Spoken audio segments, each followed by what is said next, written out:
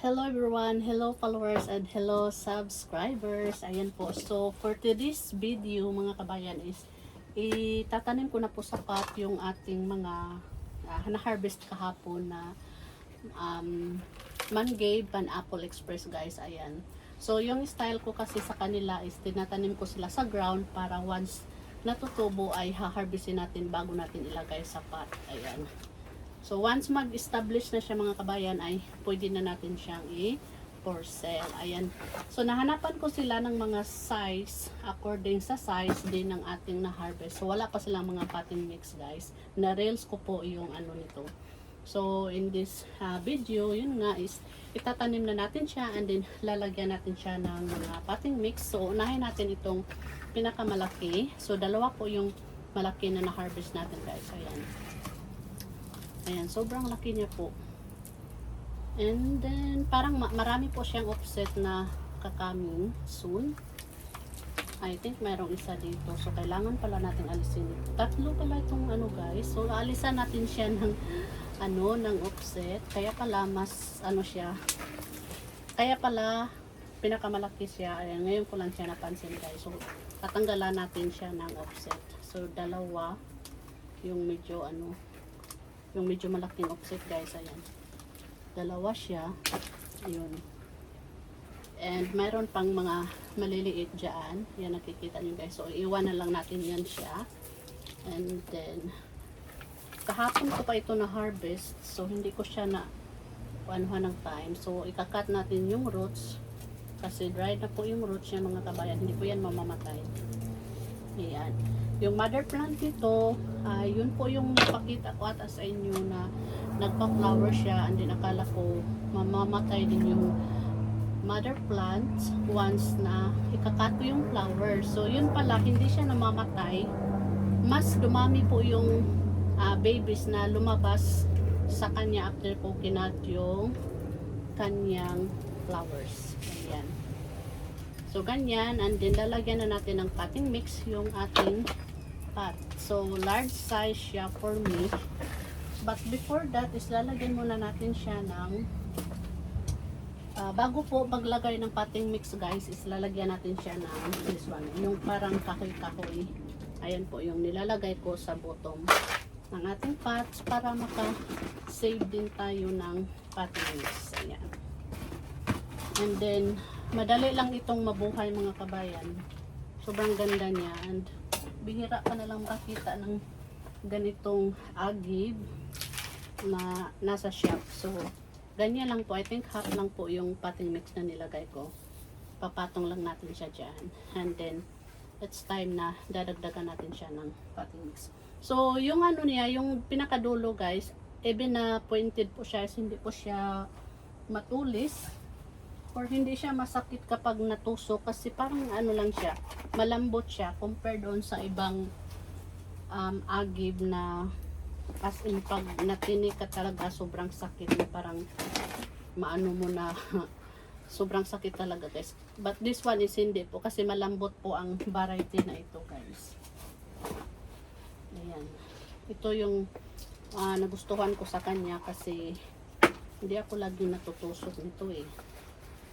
Ayan. So, ganun lang po. Mabilis lang itong mag-establish. Meron na po akong mga na tanim nito guys. And then, na sila, they are established na po. At may mga inquiries na rin ako doon kasi binibinta ko sila mga kabayan. Ayan. Kaya yung style ko is tinatanim ko muna sila sa ground para patubuin.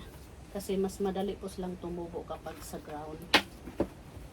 And then once na enough na yung size na gusto mo, yun, harvestin mo na guys.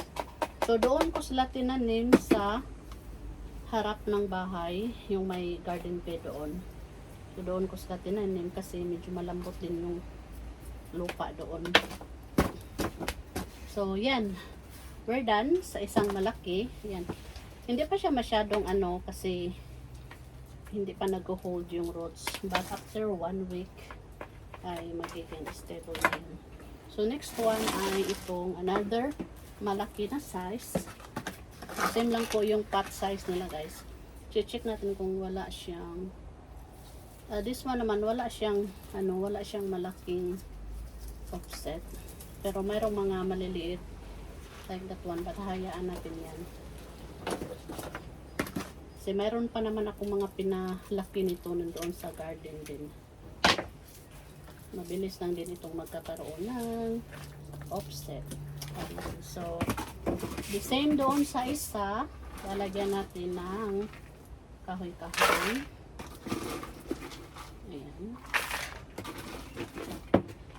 Tapos, soil.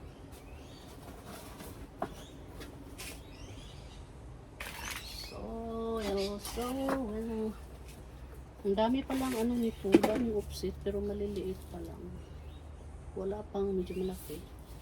So, lalagay natin siya sa gitna. Ayan, same sa ginawa natin. So, maganda kasi siya tingnan guys kapag nakapat.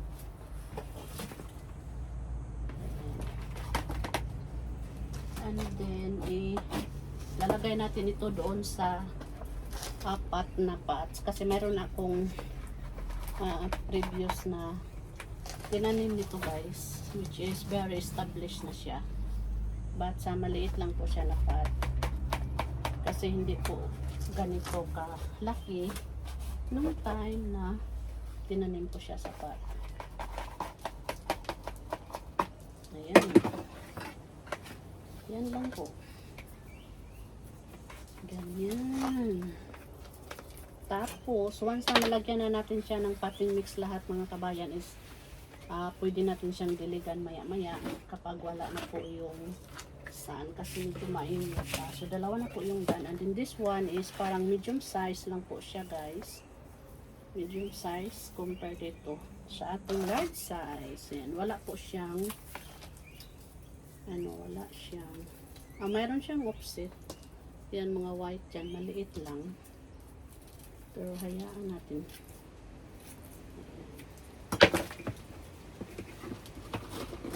So, sa mga hindi po alam, ang pangalan po nito ay Mangade Pineapple Express. Ayan. So, para kasi siyang pineapple guys. But yung flowers po ay sobrang laki ng flowers nito. Na-post ko ata ito or na-reels mga 4 months ago.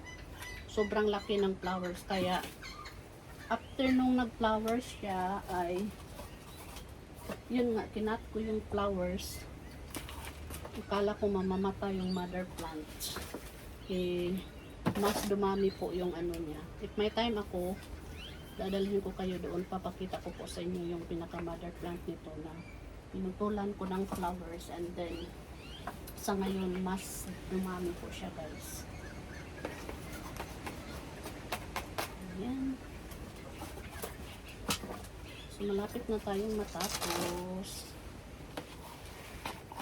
So, iba't ibang size, iba't iba po yung price na iaano ko sa kanya.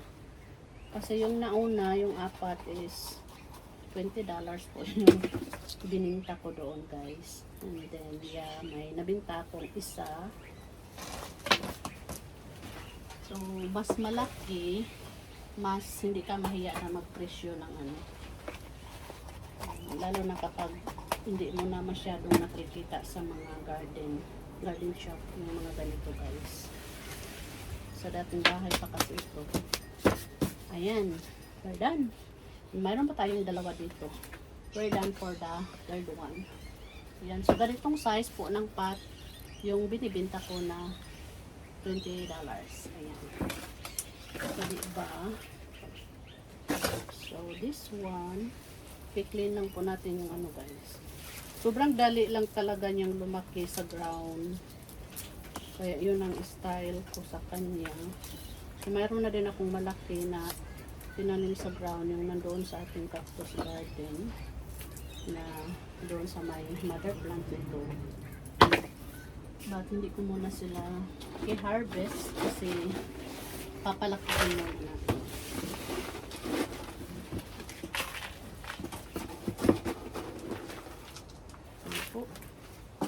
So, nandito tayo ngayon sa garden shade kasi medyo mainit pa doon sa mainit pa sa greenhouse. So, ito yung pinakadulo ng greenhouse which is mayroon talaga siyang bubong So, dito ako nagkulikot ng mga halaman kapag medyo mayroon pang sun. And then, minsan tinatamad akong mag-film. Yan, but this time is sinishare ko lang po sa inyo guys. Ayan po. Habang naghihintay ako sa aking sinampay na matutuyo. Ayan, naghihintay po yung aking tupiin doon kasi mas inuuna ko po yung ating pagtatanim dito. Kasi gusto ko nang mawala na siya sa basket sa aking paningin. Kasi nakalagay ito sa basket guys. So, kahapon pa ito. So, ayan. We're done na tayo sa pang-apat. And then the last one is this one. But I think this one is itatanim ko siya sa ground. Ibabalik ko siya sa ground. Together with this dalawa na nakuha natin from here. So, yan po yung itatanim natin sa ground. Papalakihin muna natin siya guys. So, yan lang po yung ating vlog for today. So, hanap naman ako kung ano yung iba kong gagawin. And then later on, pag wala na pong sun, is papakita ko po sa inyo yung pagde-delete ko sa kanila and din yung mga kasama. So, thank you everyone and maraming salamat po sa panonood. See you, bye!